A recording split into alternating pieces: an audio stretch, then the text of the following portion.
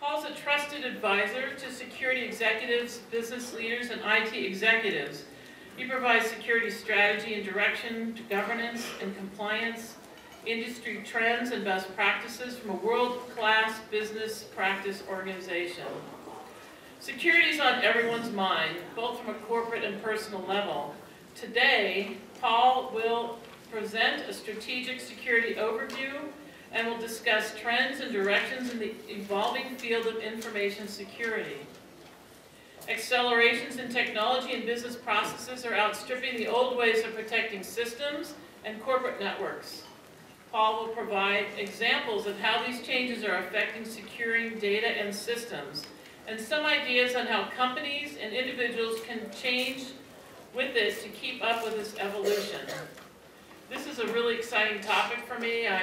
We all work in this industry, and it's really exciting to me to find out what's happening now and in the future. Paul is not going to bore us with lots of PowerPoint slides, and he's got a very interactive presentation where he's going to just talk off the cuff, and from his iPad notes, I see it right there. But I'd like you to help me welcome Paul Tobia. Thank you, Mary. Thank you. Can everybody hear me okay? Got both mics working good back there? All right. Thank you so much, Lori, and thank you everybody for the invitation to come here and speak to you this afternoon. Very excited about it. A lot of times I spend a lot of time speaking to folks in information security, right? Primarily around my peers. That is the focus of my job, as Lori mentioned in the introduction. But really, a lot of things that I have today in my message are relevant for folks if you work in IT, period. So I hope you'll find things interesting. Really, what I'm seeing is that there are two big changes that are happening in IT right now, which is affecting the way that we all do business, no matter what organization that you're in, no matter what your business is. We're all technology professionals, and I think we're all being affected by this. The first challenge that I want to talk about, well, then I'll also talk about some solutions too, right? So I'm trying not to be the security guy that's just all doom and gloom and we're all doomed and, you know, it's horrible, it's horrible, it's horrible. Only if you buy this particular thing, right, or implement this particular control, then your life will be great and it'll all be flowers and sunshine. So I'm not just trying to put a little fear into folks. So, you know, I just want to explain some of the things that I'm seeing at a high level and then talk about some of the ways that I think we as technology professionals can fix these things, or at least get on the right path to be thinking about these things as they're being fixed. So the first challenge that I want to talk about, I call a data diaspora. Now, I don't know if you're familiar with the term of what a diaspora is, but if you actually look up the definition in a dictionary, you'll see that a diaspora is an exodus of people from their ancestral homeland, right? Now, I put data in front of that, so you got a little alliteration, it sticks in your brain, but if you change people to information and you change homeland to the data center, that's what's happening, right? It is a loss of centralized control of information. Information is leaving the data center and going out there into lots of different places. What's driving that? Why is data going through a diaspora? Why are we in the middle of this right now? Well, honestly, we're getting it from both sides, right? There is a front end that is pulling us towards this data diaspora, and there's a back end that's pushing us towards it, right? And those two terms are consumerization and cloud. Consumerization is pulling us towards moving the data out of our data centers, and the cloud is pushing us towards moving out of the data out of our data centers. Now, consumerization and cloud, and especially cloud, right? These are terms that you guys have heard a bajillion times already, right? So depending on who you're talking to, these terms could mean most anything to anybody, especially if it's a vendor talking to you. So let me be a little bit more clear of what I'm talking about when I talk about consumerization. Really, consumerization is the capability, it is the not to use it's potentially the wrong term because we're 2 weeks away from an election, but it's the socialization of IT. It's getting IT into the hands of individuals, right? Not just from a hardware perspective, but from a software and services perspective, right? So the capabilities, the things that you could do on your own by going down to a big box store 15 years ago to gather in terms of IT for you to be able to become a knowledge worker, is so different from what you're able to do today. Take it as an example. My wife recently changed roles, changed companies. She didn't change roles or change jobs. She is a commercial interior designer. I got to put that commercial in front of it because if I just say interior designer, you're all thinking Trading Spaces and MTV Cribs and stuff like that. That's not the case. She does office buildings and lobbies and things like that, right? Her life is spent in CAD. That is what she does. But during her transition, we actually had a time where she was working on her own. All right, so you think about the capabilities that she needed in terms of CAD. She needed the computer, she needed the software, she needed the communication capabilities, she needed the reference capabilities. All those things that you provide in terms of centralized IT. In order to do that transition, and the transition that she went through not only was from one business to another, but it was from one platform to another, right? She started out on the Windows side, which she'd been doing for the last 15 years, and wound up on the Mac side, which was brand new for her. But the capabilities, the only things that we needed to do to get her up and running was a quick trip down to the big box store, not spending a whole lot of money, and downloading a lot of free software to those systems. Right? So the capability that your users have today to create and generate their own IT and to bring it in themselves makes it very challenging, right? If I can buy a better computer for a couple $100 down at the big box store than the 5-year-old desktop that I've got sitting in front of me, you know, which direction am I going to go? From the services standpoint, that becomes interesting as well, right? So that's where you start coming into the mobility side of things. And the change in terms of the capability to access software and services has become quite great as well. It really has, the browser wars of 5, 10 years ago have turned into the App Store wars of today. He or she who controls the App Store will control the universe. And you see a lot of big organizations fighting in that space, right? Today is the launch of Windows 8, which comes with the Windows Store, right? One of Microsoft's big play to get into that space. You have Amazon, you have Google, you have Apple, all of those sides. And what they're trying to do is they're trying to hook the digital natives. So this is some terminology that we like to use around Symantec to talk about the people who are entering the workforce right now. The people, these digital natives, these people who are entering the workforce right now have used computers first at home, not at school, right? They've grown up with the internet. They have a different understanding on how they control and share and use information in their daily lives.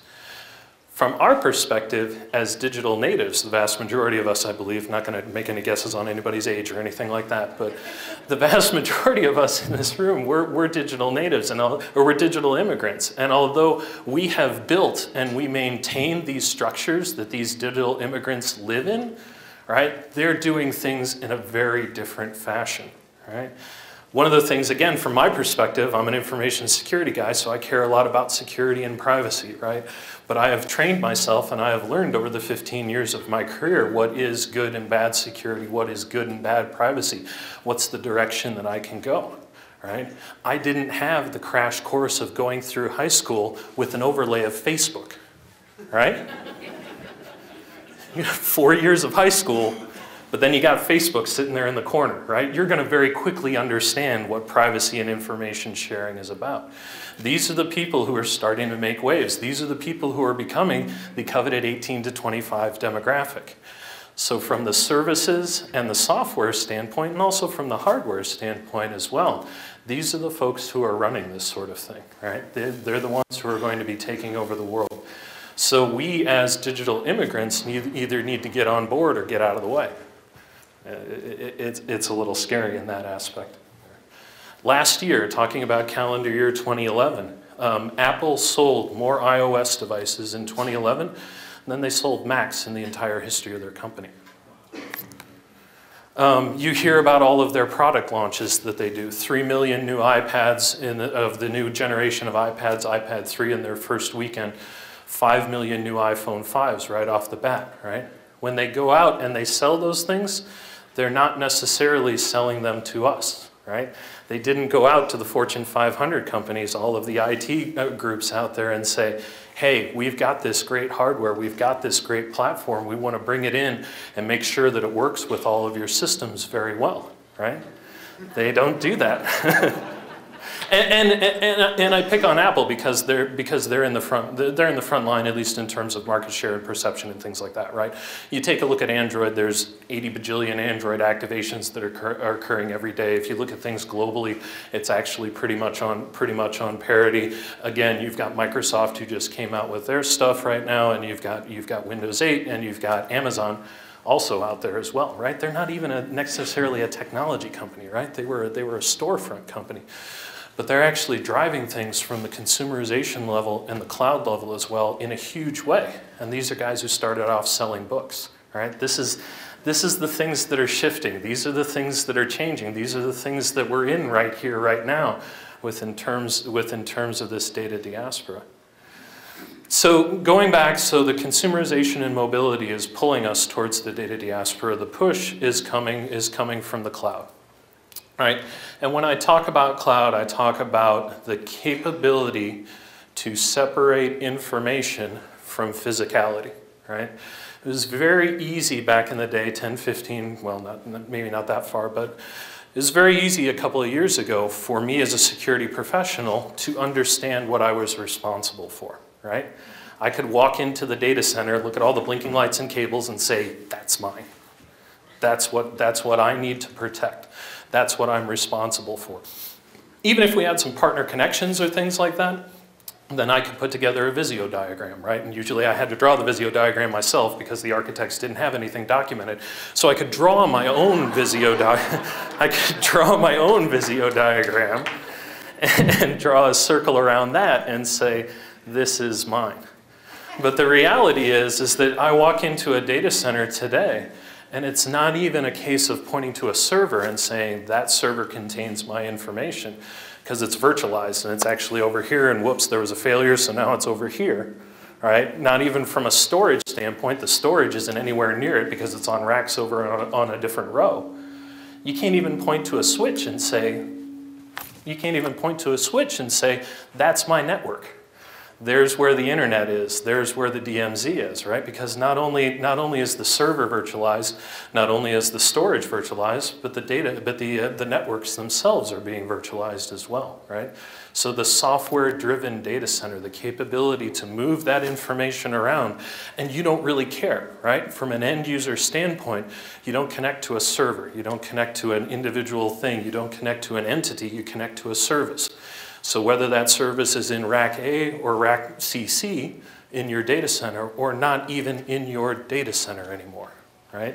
And that's how you get to the cloud. There's a lot of talk, pendulum swing, right? We had a big swing in terms of IT and outsourcing in one direction, and now it's been about 5 to 7 years since those folks have swung, and now we're kind of swinging back, right? On both ends. It's not just from the consumer side, but the people who got into those outsourcing deals and understood and said, we'll run your IT for you, they're seeing how much money they're making and how much pain it's causing and things like that, and they're backing out of those things as well. But the reality still exists, and the capabilities of the technology that we have that's moving all of this stuff forward really creates the idea that a lot of businesses are trying to understand what is their core business. Is our core business to do what we need to do, or is it to run servers? Is it to run data centers? And if our core business isn't to run data centers, then why don't we hand that off to somebody else and let them run it for us? All right, so that kind that's the kind of the idea of the cloud. And whether it comes from a service standpoint or an infrastructure standpoint, right? So your AASs, your as a services. So you have infrastructure as a service. I can go out on a website right now today, connect up to Amazon Web Services and say, I would like a web server, please. I would like it to be Linux. I would like it to be Ubuntu. I'd like it to have MySQL on it. I'd like it to have Apache on it. Click, click, click. I'd like this much memory, this much. Click, click, click. Here's my credit card. There's your server. There's your IP address. Here's your SSH key to connect to it, right? It's that easy to get those sorts of things. But the creation that the cloud creates and the difficulty that the cloud creates is that you are no longer, or we are no longer, as technology professionals, have hands-on, right? We're handing off that capability and we're handing off the capability of control to these other organizations, but we're not necessarily handing over the responsibility, right? So it switches from a technical aspect down to a contractual or an agreement aspect. Because when you get into these agreements, everything breaks down to what you signed up to buy, right? It's what's in the agreement. You pay X amount of money for Y amount of services. And if you haven't defined those services appropriately, which needs to include things like security, then when it comes down to the end of the day and the rubber hits the road, and you've got the CEO saying, why is this business service down? When you go and point and say, well, it's the cloud's provider's fault, right? That's not going to be helpful for you or them. So the necessity is that you have to approach things on the front end, right? You can't build security into Google's system, right? I can't build, I represent Symantec, right? 20,000 people, huge security software company, right? I can't get them to change how they do security in Gmail or in Blogger or things like that, right? You have to understand what are the services that they're providing up front and make your decision before you sign the contract. So that's the scary part, right? The data diaspora. So we're talking about the pull of consumerization. We're talking about the push of the cloud. The trick to being able to control and manage these things, I believe, is the language that we use as technology professionals, and more specifically as security professionals, to talk to the rest of the business. All right, because the rest of the business is making these requests and ideas, right? From my own personal perspective, back before I was working for Symantec, you heard I was working for a group of hospitals, right? The day after the very first iPad came out, which was only 3 years ago, folks, 4 years ago now, right? The day after the very first iPad came out, I had doctors knocking on my door saying, this thing is awesome. I want to get rid of my desktop. I don't want to touch that anymore. That tablet that you gave me was way too heavy. Make this work and make it work right now. And we tried, but the way that we communicate to the business, right? The way that we explain things to the business and we help the business make decisions. Because even in my career as a quote-unquote CISO, as an information security officer, I wasn't the CEO. I wasn't the chairman of the board. I wasn't making decisions at that business level, right? So when it came to be the difference between, well, Paul, I've got this mess of doctors over here who really want this iPad to work, and you've got me over here saying, well, the security kind of sucks and it doesn't really, play very well with our enterprise, right? Who won that fight? It's the language that we use, right? It's the language that we use to show our value and show concerns to the business. And I believe that has to be the language of risk, right? So we need to be talking about risk when we talk about these things. Side note, compliance. For the majority of my security career, I have encapsulated what I do for a living in terms of compliance, because it's very easy to do, right? We're in a very complex field, and explaining what we do to somebody who hasn't done it, right? You gotta shorten things, you gotta concatenate things. So it was a lot easier for me to explain to my board or my advisory council or things like that, instead of trying to teach them about all the aspects of security. I'd say, well, we just need to do HIPAA, right? We need to do PCI.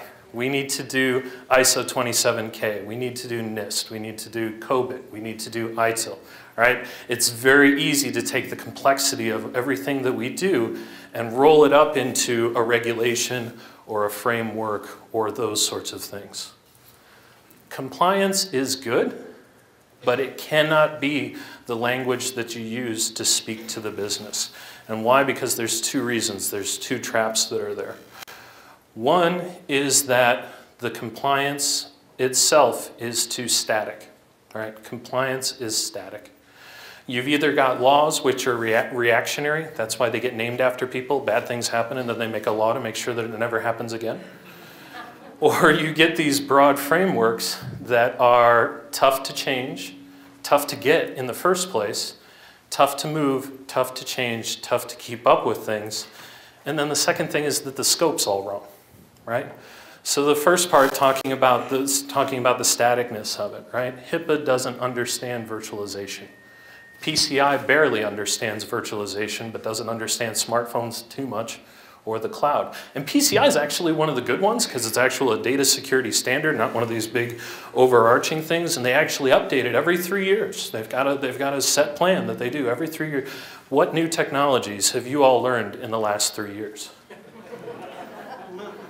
What new technologies have you all implemented in the last 3 years, right? So going back to my story about the doctors, they come by and say, make this iPad work. And if I had built my entire information security program around HIPAA and making sure that we are HIPAA compliant, we make sure that everything is in line with HIPAA, I go back and I look at HIPAA and it doesn't say a darn thing about them.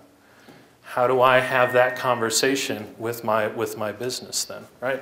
And the second thing around those things is when you talk about scope, right? HIPAA is responsible for the entirety of every single payer provider and clearinghouse within the United States.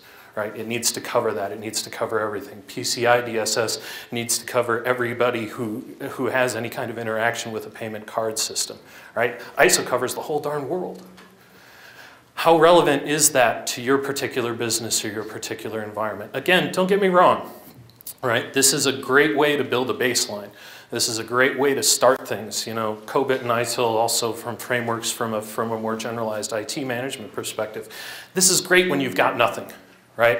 When you're starting from zero or you're building from the rubble of something else that's out there, having a goal and having a framework and moving towards that framework is excellent.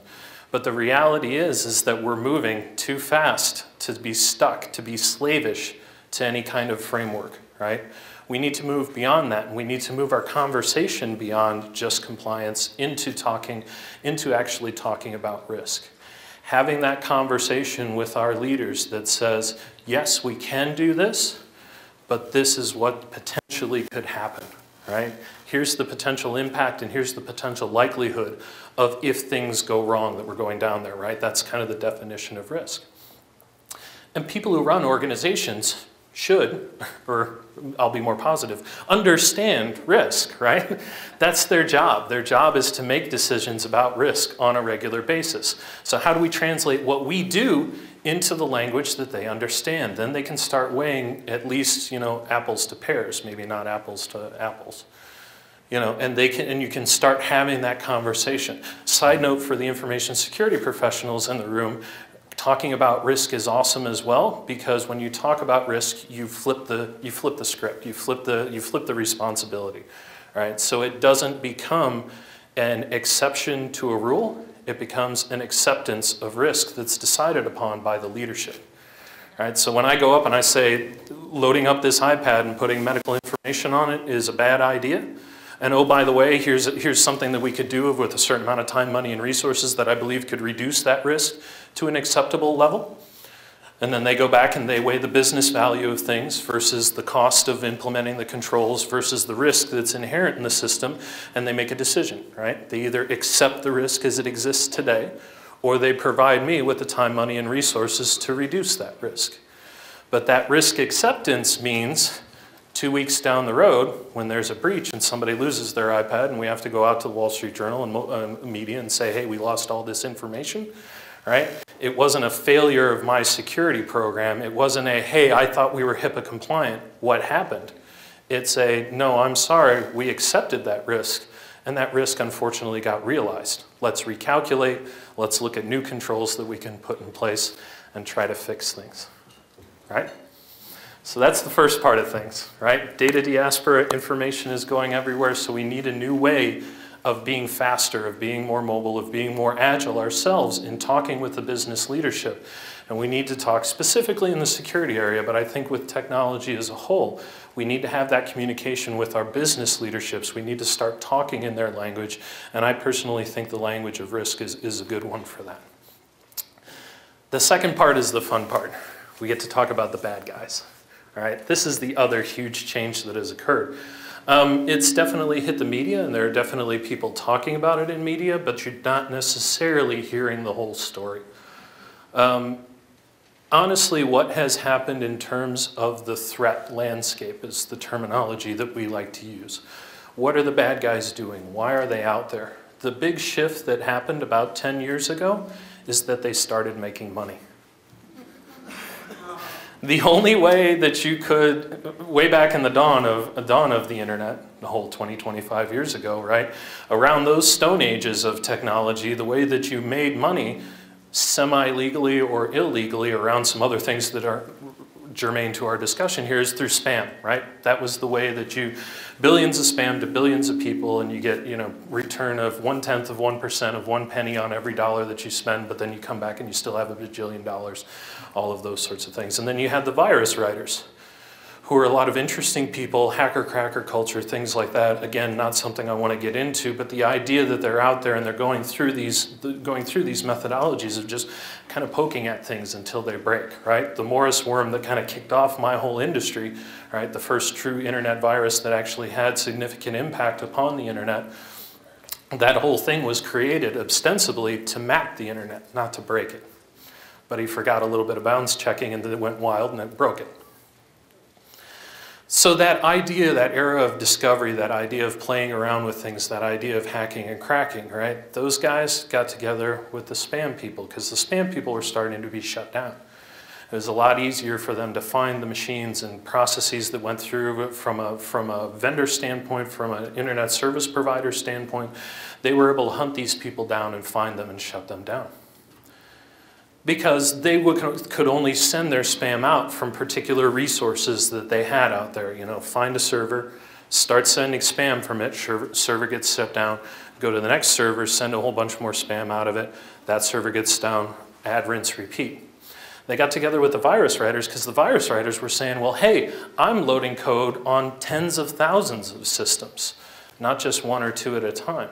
You can't shut down the spam if it comes from these many systems versus those many systems, versus 3 or 4 systems, right? So then the bad guys, these intelligent people, these hackers, these virus writers started figuring out that they could make money. And then as we moved everything online and we moved our business online and we moved our money online and all of those sorts of things, then they figured out, hey, if I control this system, sending out spam gets me pennies on the dollar. Why don't I find the routing numbers and start doing some wire fraud?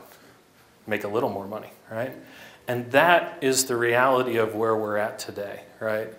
Attacking systems, breaking into systems, stealing information, multiple things that you can do with it, all the way from wire fraud to spam, is more than $1 billion industry.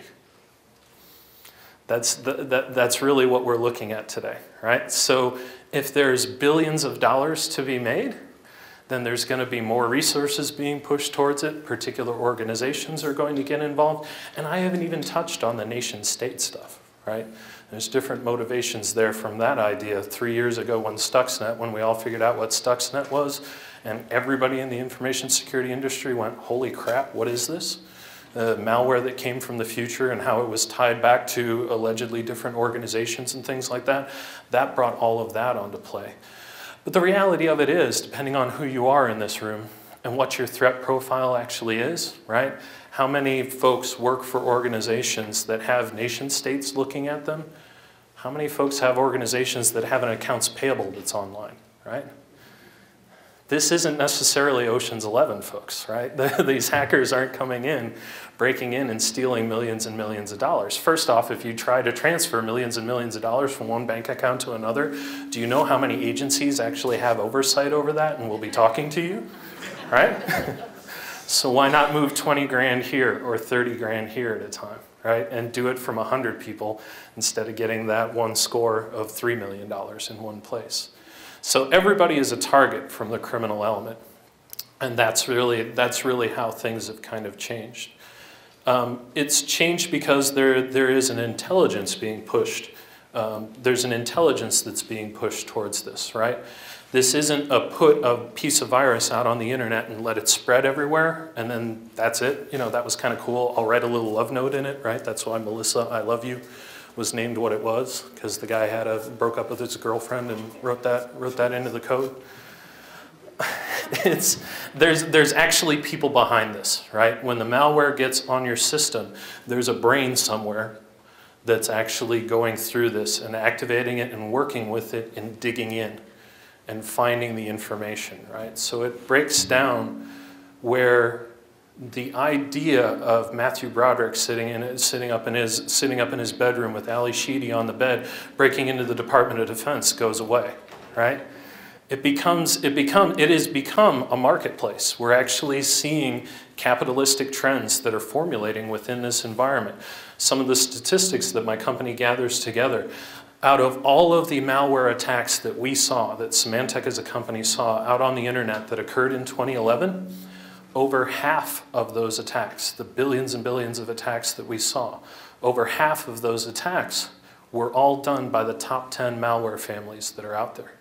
Right? So you go back and you look at all the variations of malware that we found. We found over 483 million different variations in 2011. Right? All the little polymorphic differentiations and things like that.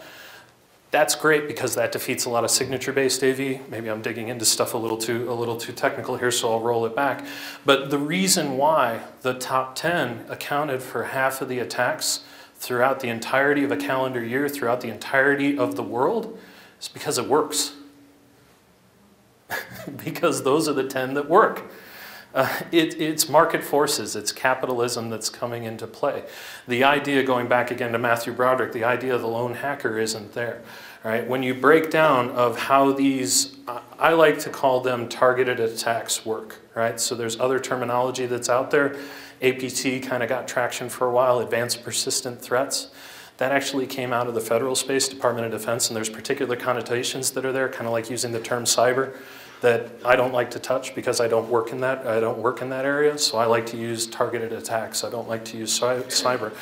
But the way that those things happen is that it's a multi-step process, right? You start out with the idea of reconnaissance, finding out who these people are, finding out how to get into that because you're going after that particular environment. You're going after that particular individual in a lot of cases.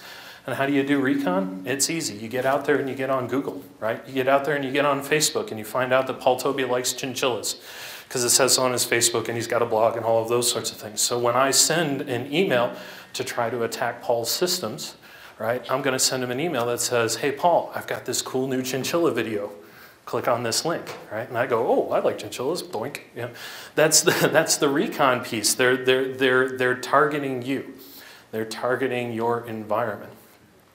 The second piece is incursion, right? So how do they actually break the system? How do they actually get that first connection? And how do they actually get onto your environment? Usually, again, through an end user, some sort of end user action. Click on this link, open this file, go to this location, scan this QR code, hit this NFC tag, et cetera, et cetera, et cetera. Right? That incursion actually occurs, and that usually exploits some sort of vulnerability and compromises a particular machine. But that's usually an end user machine, right? And you don't necessarily, that's not where the gold is. That's not where the routing numbers are. That's not where the intellectual property is. So the next step, the third step out of 5, is discovery. Now that I've got my foothold, now that I've got my beachhead within the perimeter of the organization, now I'm going to go looking.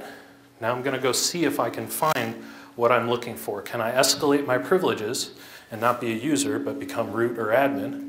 And then can I find the servers? Can I find the back end? Can I find where the medical information is? Can I find where those routing numbers are? Right? That's the discovery piece. Then the fourth piece is the capture. All right, now that I found it, can I get it? Can I grab it? Can I change it? Can I modify it? And that's the fifth piece, the exfiltration, right? Getting that data back out of the system. All of these things happen, and they don't want you to know that they happen.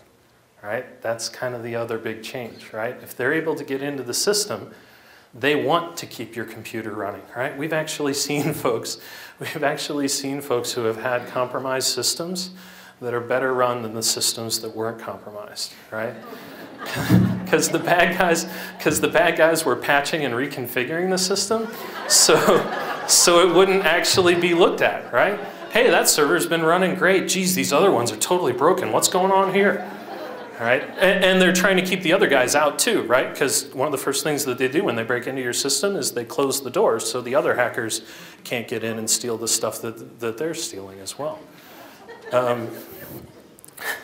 So that entire process that you go through is very different from what we've seen before, and it's very scary. I mean, it happens widespread. Again, going back to the statistics that we gathered in 2011, talking a little bit about, you're a target if you have an accounts payable.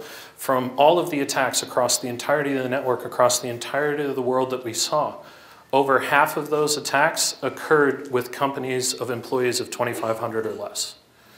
Over 18% of those attacks happened against companies of people of 100 or less.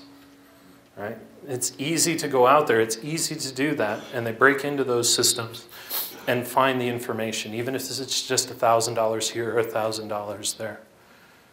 So that's the scary part, right? The bad guys, just let alone not even talking about the nation state things. That's a different briefing and a different classification under that briefing.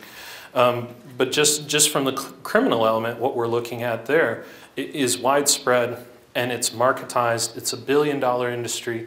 There's a lot of people and a lot of time and effort that's being occurred behind that.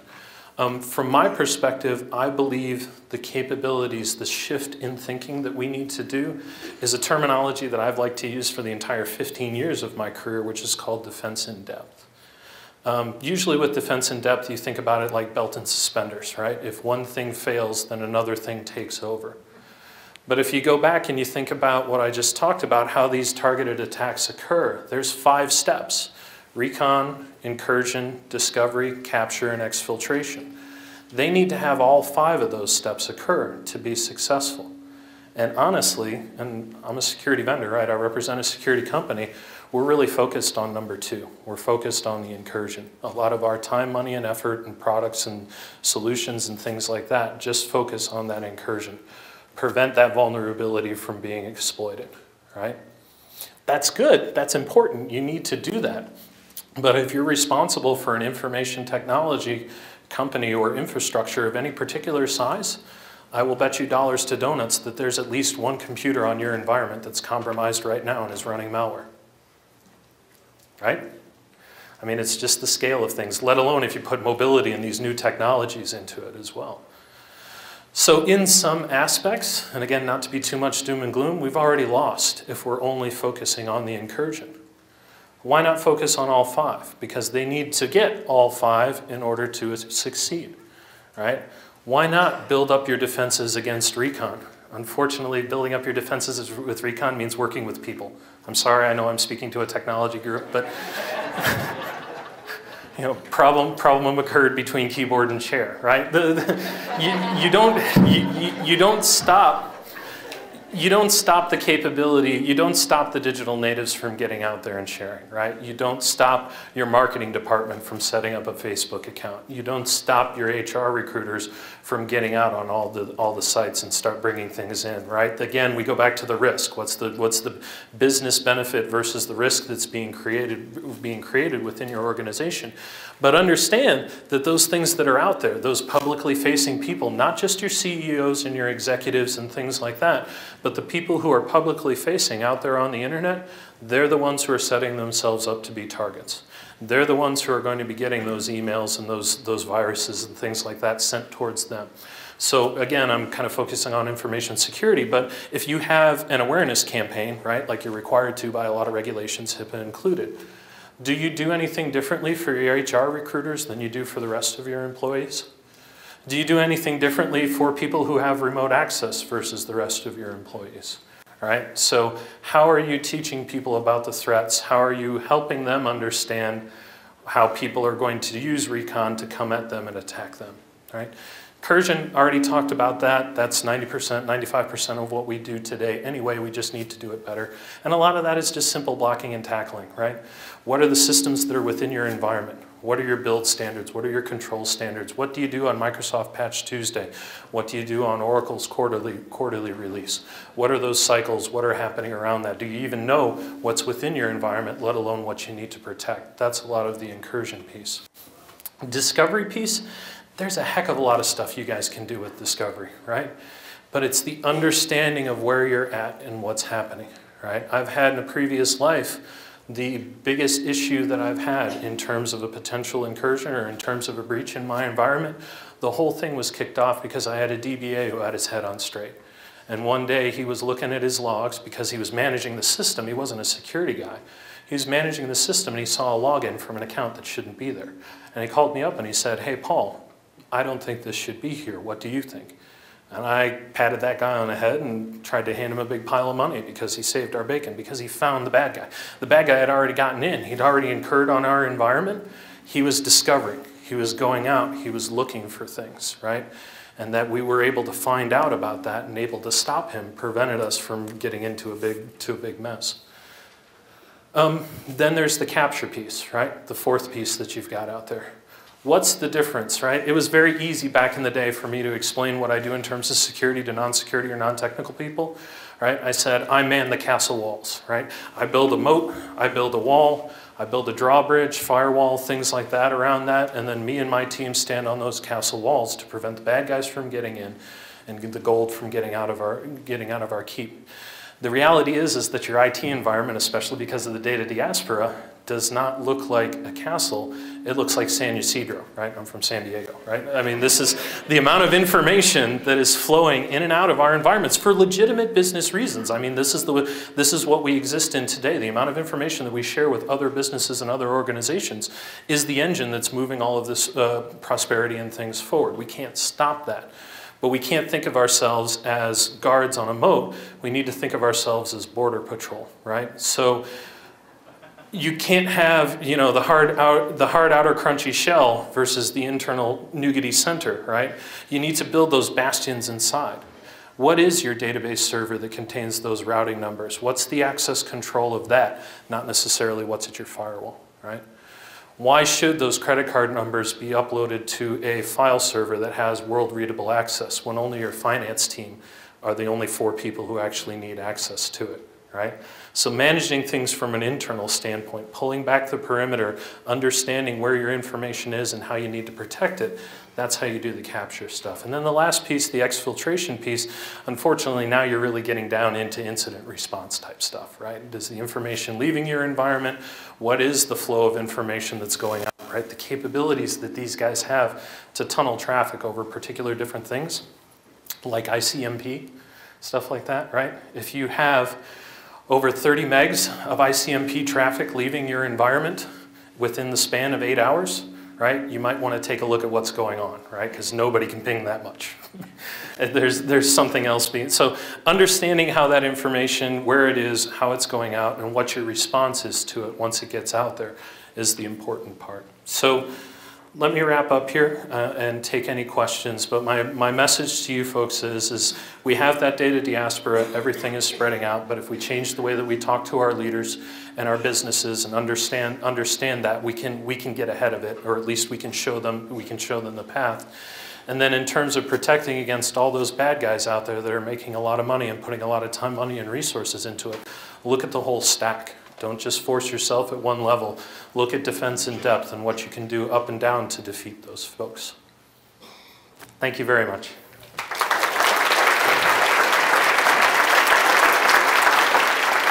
Any questions? Anything I can comment or elucidate on? All right. Yeah, please. Are those hackers are the people from some of the security organizations? I'm sorry? The hackers that are attacking, creating these attacks Mm-hmm. are from one of these security companies who worked previously here and gaining all this knowledge and going Yeah. So the question is, how many hackers used to be good guys, right? How many hackers used to work for Symantec or McAfee or things like that, and they gain internal knowledge. Honestly, in my experience, and I'm speaking more from personal experience than necessarily any kind of overriding thing. Sometimes the mentality is way too different. Right? So the idea, from my personal perspective, I have been a defender all my life. Right? That is how I'm wired. I'm wired to defend and protect things, not to break things. Right? There's a very big differentiation between those two mindsets and how you approach things as well. That's not to say we don't have some very smart hacker type people within my company and competitors and et cetera, et cetera. But a lot of things that we're seeing is a lot of those tools and capabilities, right, are being still kind of generated in a semi-academic situation, or there is a trickle-down effect that's occurring from large organizations, nation states, and things like that, right? Stuxnet may not be coming at you today, but Stuxnet was built 3 years ago, so the technology that was built into Stuxnet is in the hands of pretty much everybody else, right? And they might be using that. So I don't necessarily see, I don't even see much of a revolving door from one end to the other, you know, whether we take black hat hackers and make them white hats, or white hats become black hats or things like that, or black hats become gray hats. I don't see a lot of movement with that. There's far too much information that's out there already that you don't necessarily need the secret sauce that's within, right? You don't need the formula for Coke to regenerate something that tastes like Coke, right? So that's not what I see, but thank you for the question. Back there. You talked about talking to the business about risk, but how do you assess the level of risk? Because, you know, that's always going to be the very next question. Yeah, so that's part of the discussion that you need to have with their leadership, right? Because they measure risk in a certain way and fashion. And the one thing that I will urge you to not go down the road is quantitative risk with dollars attached to it, right? Because the problem with that is that you don't have enough data and you don't have enough information, right? And things start going towards the limits, right? You have an impact that's potentially infinite. If this thing happens, we all pack up and go home and the organization no longer exists as an organization, but the likelihood of it happening is 1 over infinite. So you add the two, multiply the two together, and you've got infinite over infinite. What does that equal? Does that equal 1? Does that equal 0? Does that, you know, do you get a seg fault error?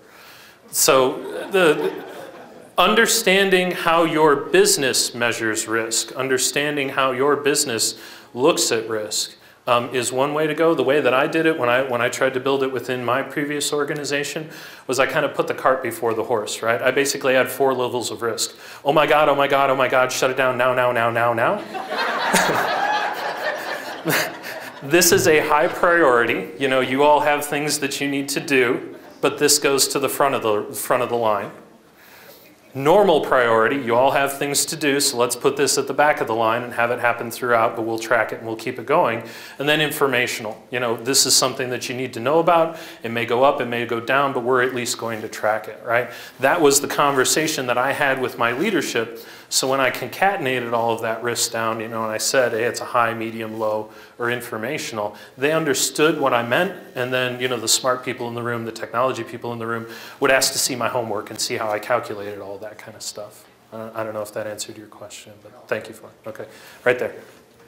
So one question, in terms of cloud and mobility, if I hire 1 million virtualized computers and try to spam something, say, from Amazon Cloud, does that keep you up at night? Yeah, the capabilities, so with virtualization, right, the capability for people to acquire all of those virtualized systems and turn them into bad actors and come across at the systems, yes, there are capabilities to do that, but honestly, it would be a lot easier to write a good virus that would infect a couple million desktops that are throughout the world, let alone paying Amazon for a couple hundred computers. Right? So there are some interesting ideas if you want to get into technology side of things, being able to break hashes and being able to break encryption and things like that. Well, why don't I go grab part of Google's supercloud, right, that they were touting at their last I/O conference, and start hacking on some hashes with that? Or why don't I go grab, for some reason, Amazon Web Services now provides you with GPUs through the cloud. GPUs, I don't understand exactly how you do a lot of, graphical. I don't play a lot of Call of Duty in the cloud, but GPUs are very good at doing mathematical functionality around hashing and things like that. Now, again, it's not anything bad that Google is doing, right? There's a lot of good things that they can do with that information, and I'm sure there's a lot of good things that Amazon can do with those particular mathematical functions with their thing, right? It's the guns don't kill people, the bullets do, or the guy who's holding, I forget what that analogy is. So the capabilities are there, right? Computing is cheap, storage is cheap. It's very easy to get that or acquire that either from a legal or an illegal means, right? Some of the things that we're trying to do and some of the cool stuff, not to plug my own company, but we're not necessarily looking at the payload, we're looking at the context of it. Where did it come from? What's its reputation? What have we seen from there before? Have we even seen that thing before? If we haven't seen it before, who has? Are those people good guys or bad guys? Those are the sorts of higher level intelligence that we're and our competitors are trying to put into these sorts of things to start getting back against the 438 million variations of malware that are out there. Yes? That'd be the last. Okay, last question, sorry. Top 10 malware. Yes. You call them, are they international groups? Are they inside of North America? Are they outside of North America? A lot of times it's difficult to trace things all the way back, right? To find out who are the individuals that are responsible for things, right? So you're actually getting back to the concept of threat actors. And that's actually kind of a new thing, kind of an old thing within information security, is not just looking at what's in front of me, not just looking at what's banging up against my firewall, but looking at where that came from. And does that line up with a campaign that we've seen that's attacking, say, the energy sector or the banking sector? And who are the organizations that are behind that campaign? And what are their objectives? Are they looking for information? Are they looking for IP? Are they looking for routing numbers? That kind of counterintelligence type stuff is a lot of where the cutting edge is in terms of information security. You're seeing some of that leaking out in the most recent media. When you get folks standing up in front of Congress and stuff like that, some of those counterintelligence capabilities do get leaked into the media, but there's a lot of information and a lot of brain power going on to actually find the source of things as opposed to finding that last hop. If you're looking to answer your question, if you're just looking at that last hop, which we've got in our report as our competitors too, the vast majority of that last hop comes from the United States because we've got a heck of a lot of computers that are online all the time and our security sucks. So, but you get to places like China and India and things like that that are picking up as well. Europe too. So pretty much anywhere where you have computers and security sucks, that's where the bad guys are coming from. So, thank you all very much. Have a great conference.